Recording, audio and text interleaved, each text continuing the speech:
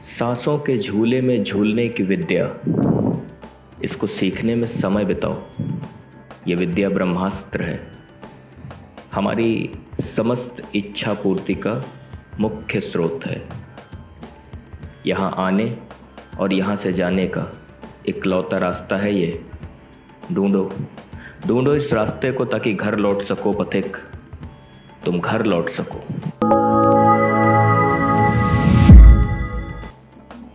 ये कुंडली है। क्रिकेट खेलते हैं ये भी। चेतेश्वर पुजारा गुजरात के हैं। अच्छा। तो वो जब हार्दिक पांड्या की कुंडली हमने पढ़ी थी तो उसके बाद हमारे पास मैसेज आया था कि पुजारा की कुंडली पढ़ी। पुजारा भी बहुत अच्छा खेलते हैं। और अच्छा, ठीक है, चलो।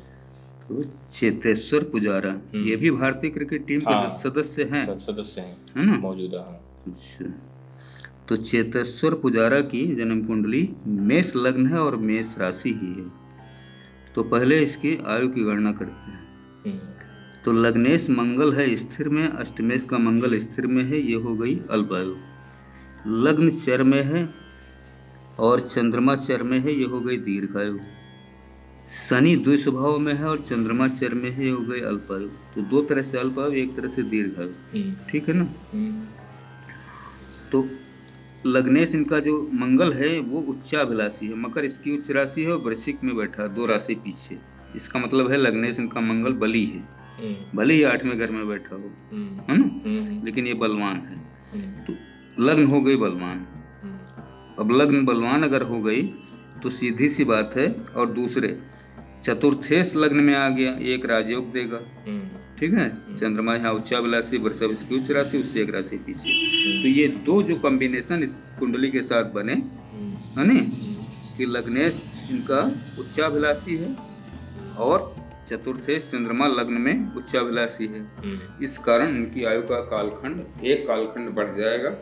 आयु इनकी मध्यायु के कालखंड में, तो 34 के है मध्यायु चल। मध्यायु के कालखंड में ये कुंडली है। तो चेतेश्वर पुजारा की जन्म कुंडली मध्यायु के कालखंड में है। अब इसमें राजयोग देखो। लग्नेश 8वें घर में गया, वृश्चिक राशि में, ये कोई राजयोग नहीं देगा।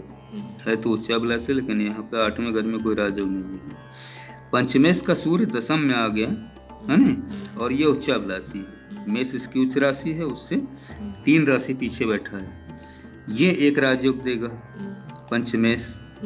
नवमेश का शनि, नवमेश का गुरु इनका 12वें घर में चला गया, वो वहाँ कोई राजयोग नहीं देगा। ठीक। अच्छा, दशमेश इनका शनि नवम में आ गया, ये दूसरा राजयोग इनको मिलेगा। ये बड़ा राजयोग है ना। बहुत बड़ा राजयोग। तो ये 2 हो गए राजयोग। 2 राजयोग। पंचमेश सूर्य दशम में उच्चाभिलाषी और दशमेश शनि यहाँ पे नवम में आ गया। और ये शनि है तो नीचा अभिलाषी, है ना, लेकिन फिर भी ये राजयोग तो बहुत बड़ा देगा। तो 3 हो गए राजयोग। तो 2 ये हो गए। अच्छा, चतुर्थेश चंद्रमा लग्न में उच्चाभिलाषी आ गया, 3 राजयोग बड़े ये हो गए। अच्छा, और दशम घर में देखो तो सूर्य बुध है। तो बुध मेष लग्न की कुंडली में अकारक ग्रह है, तृतीयेश और खष्ठेश है ना, बुध। और सूर्य पंचमेश है, राजयोग कारक है। तो जब ये पंचमेश राजयोग कारक है यहाँ पे, तो ये इसको भी कारक बना देगा, बुध को भी। अच्छा। तो ये एक बुधादित्य का योग यहाँ बना देगा दशम घर में।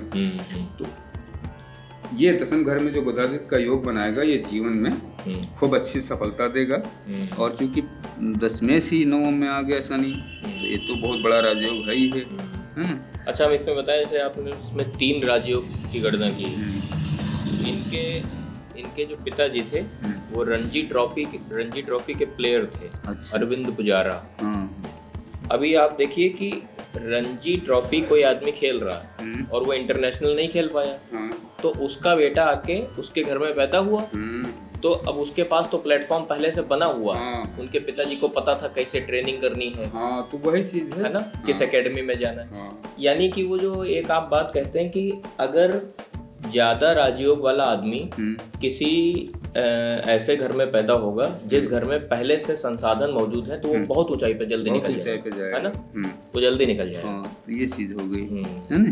तो ये राजयोगों का फायदा इनको जो है, इनको फायदा हो गया, तगड़ा फायदा हुआ। अच्छा, अब धन भाव का मालिक शुक्र देखो तो लाभ भाव में बैठा, ये भी अच्छी मित्र के घर में बैठा है ना?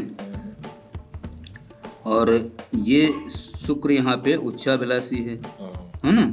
तो धन भाव मजबूत हो गया। लग्नेश मंगल की धन भाव पे स्थिति जा रही है, तो लग्नेश कभी धन भाव को हानि नहीं करेगा। तो एक तो ये स्थिति इसकी हो गई अच्छी।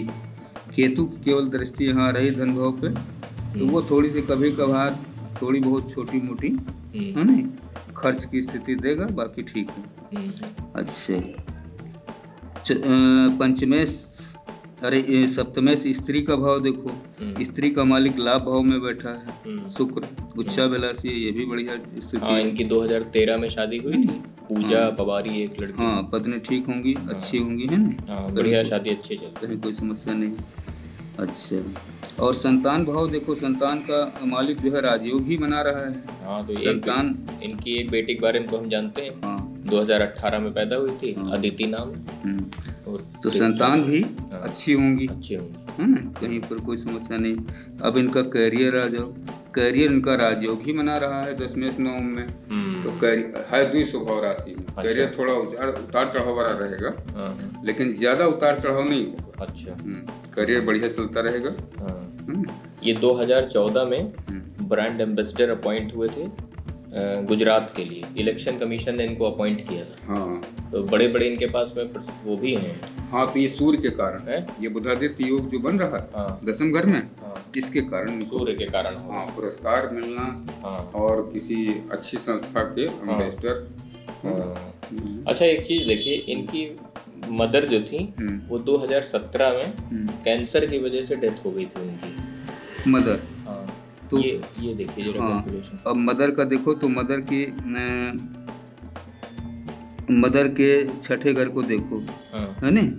खष्ठेश गुरु इनका राहु के साथ है, मदर का है, तो ये 9वें घर में, है ना? और ये राहु गुरु के साथ है, बाकी किसी ग्रह की दृष्टि नहीं है ना? और छठे घर में शनि बैठा हुआ है जो सप्तमेश है ना? और अष्टमेश भी है, जबकि इस अष्टमेश शनि की तीसरी दृष्टि भी जा रही माता के आयु भाव पर, है ना? लेकिन इनके 7वें घर में सूर्य बैठा है ना? थोड़ा वो बिगाड़ेगा, ये इनकी आयु को छीड़ करेगा माता की, इस कारण। अच्छा, कैंसर के लिए कौन कौन से प्लैनेट हैं जो बिगड़े हुए हों? कैंसर के लिए राहु मंगल शनि, ये 3 ग्रह मुख्य रूप से जिम्मेदार है। अच्छा, हाँ, अगर किसी की भी जन्म कुंडली के छठे घर में, शत्रु के घर में या कमजोर स्थिति में राहु मंगल शनि में से कोई ग्रह बैठेगा, विशेषकर हमने जो अभी तक की कैंसर की कुंडलियां डायग्नोज की हैं, प्रिडिक्ट किया है, उसमें मैंने ये पाया है कि किसी की लग्न के छठे घर में अगर राहु मंगल कंबाइंड बैठा है एक साथ, तो निश्चित है कि उसकी डेथ कैंसर से होगी ही होगी। ये हमने अब तक 10-15 कुंडलियों में ये चीज पाई है। और इसमें कुछ ऐसा भी होता है कि किस टाइप का कैंसर आदमी को होने की संभावना है, ये कैसे कैलकुलेट करते हैं? ये भी वहाँ छठे घर से ही, रोग के घर से ही डिसाइड होगा। रोग के घर से, और प्लस वो जो लग्नेश और लग्न है, उसकी स्थिति क्या बन रही है, उसकी स्थिति क्या बनती है। अच्छा, हमसे बहुत सारे लोग कमेंट में ये पूछते हैं कि वृष लग्न में लग्नेश सप्तम भाव में बैठा है, इसका क्या फल होगा? तो इसके बारे में जरा थोड़ा सा बताइए कि कुछ लोग ये समझते हैं कि एक फॉर्मूला हमने पकड़ लिया, अब इस फॉर्मूले से इस फॉर्मूले को हम अपनी कुंडली पे लगा के देख लेंगे तो हमको पता चल जाएगा कि उसका क्या हुआ। ऐसा कुछ नियम है, या नियम यह है कि पूरी कुंडली की जांच की जाए? पूरी कुंडली की, कोई एक ग्रह आपको कहीं पे बैठा मिल गया किसी तरह से, आप ये समझ रहे हैं कि जैसे हम सैकड़ों कुंडलियां पढ़े हैं अब तक, तो लोगों ने देखा हो कि किसी की कुंडली में एक ग्रह बैठा कहीं राजयोग दे रहा है, तो वो भी मान लेते हैं कि मेरे में भी ये राजयोग है नहीं। लेकिन किसी राजयोग की पूरी काउंटिंग गणना करनी पड़ती है, पूरी कुंडली देखकर, तब वास्तविक स्थिति पता चलती है। मतलब ये जरूरी नहीं है कि राहु द्वादश भाव में बैठेगा तो जेल यात्रा कराएगा ना, ये कोई जरूरी नहीं है ना, ना। या लग्नेश लग्न में बैठ जाएगा तो सब अच्छा ही अच्छा होगा, ये भी कोई जरूरी नहीं। और भी तो भाव है, बाकी सब भाव को भी देखना है ना। तो केवल एक ही भाव या एक ही ग्रह से या एक ही राजयोग देख लेने से काम नहीं चलेगा। इसीलिए मतलब वो जैसे मेडिकल साइंस में डॉक्टर, अब जैसे आदमी पहुंचता है कहता है डॉक्टर साहब बुखार है, तो डॉक्टर सारे टेस्ट करवाता है, सारी जांच करता है, केवल वो डायरेक्ट बुखार की दवा नहीं दे देता। इसका मतलब ये है कि इस साइंस को जितना हल्के में लिया जाता है उससे कोई फायदा नहीं होना किसी का, है ना। हमारे पास कमेंट में या फोन पर भी बहुत सारे लोग मैसेज करते हैं व्हाट्सएप पे, तो उसमें ये कहते हैं कि हमारी कुंडली में जी भाग्येश भाग्य भाव में बैठा है तो सब ठीक चलेगा। तो हमने कहा ठीक चल रहा होता तो तुम फोन क्यों करते हमारे पास। सही बात है। और अगर भाग्येश भाग्य भाव में बैठ के सब ठीक नहीं कर पा रहा है तो इसका मतलब ये है कि ये फॉर्मूला गलत है। हाँ, कहीं कुंडली में और भी सब प्रॉब्लम होंगी ना, और कहीं समस्या होगी। और हम बताते हैं ये सब क्यों करते हैं लोग, ये करते हैं लोग फीस बचाने के लिए। वो कहते हैं हम खुद ही देख लेंगे अपनी कुंडली। तो एक लोगों ने फोन किया था हमारे पास झारखंड से, तो हमसे कहने लगे कि भाई साहब ये हम खुद चाह रहे थे देखना। तो हमने कहा कि घर में किसी को कोई प्रॉब्लम है हेल्थ वाइज, तो उन्होंने बोला कि ऐसे ही हमने रैंडम सवाल पूछा, तो उन्होंने कहा माता जी हमारे जो है माता जी को हार्ट की समस्या है। तो हमने कहा आपकी एक काम करिएगा माता जी का, आप जो है हार्ट का ऑपरेशन कर दीजिएगा घर ही में, और स्टंट जो हार्ट में डालते हैं उसको खुद ही डाल दीजिएगा, डॉक्टर के पास मत जाइएगा। तो बोले नहीं नहीं क्यों डॉक्टर के पास नहीं जाएंगे। तो हमने कहा आप एक विज्ञान के साथ में ये ट्रीटमेंट कर रहे हैं कि उसको खुद ही करे ले रहे हैं, और दूसरे विज्ञान के साथ में ये ट्रीटमेंट कर रहे हैं कि आप उसको खुद नहीं कर रहे हैं, या तो आप सारे विज्ञान खुद ही कर लीजिए। तो उनको बात समझ में आई। हमने कहा इसको आप आसान मत समझिए कि कागज के ऊपर एक चक्र बना बस हो गई गणित सारी। इसके पीछे एक आत्मज्ञानी की शक्ति काम करती है और बड़े खेल हैं। अरे सैकड़ों किताबें हैं, कोई पढ़ा होगा है नहीं। हाँ, जैसे मैंने पढ़ी साउथ इंडिया से लेकर नॉर्थ इंडिया तक सारी किताबें पढ़ी हुई, सबकी किताबें मैंने पढ़ी। यानी आत्मज्ञान होने के बावजूद आपने किताबें पढ़ी, सारी किताबें पढ़ी, सबके फार्मूले हमारे माइंड में सेट हैं। वही चीज है।